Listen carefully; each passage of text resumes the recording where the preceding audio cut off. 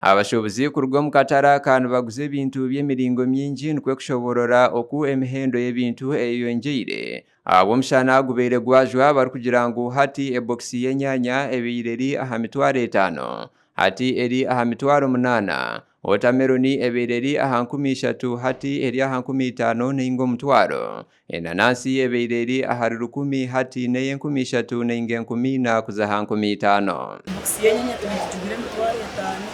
hati eri aha mitwaro 8 yabafono sana tugizesha tunishicheka mitwaro hati nk'iki cy'enyanja iki tugize umutwaro mbese ayizere kwongeraho ebiri yagumisha umeshangeri yagumibiri Mwesije Esther yatugambiraho oku bari kureba ngo eshaha yonana baza kuburwa ba customer ekiro kuretera n'ebintu byatandika kujunda nka watermelon hamwe n'enanasi nane bintu kuzunda kabire tini soko nkambwe n'ebiziba by'utugini by'abashuma ebyo bintu kundubara ndaraba mu customer bakabura Semanda Ismaili kandi omushubuzi w'enyama nashaba ba kanso kubashariraho ahabishare by'emishoro ngo ahabwo kuba akajunu bakashashurira emitwari 10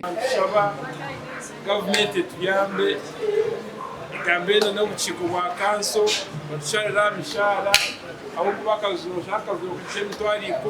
ubuda kuziya mu mwezi abo kuba mizinigenda sente amushazo nigenda sente Beino mugisha Goodman yatugira ngo ebyenyanja byine beyi etarukushana beitu yashoborora ngo government nibenda ngo ebatereho generator ngo amashanyarazi kugari kuba gatariho ebyenyanja oshanga byafa this size eti ya mweka this size ndiraho jet name twari amakuru agagasha kwa cyakunzire Margaret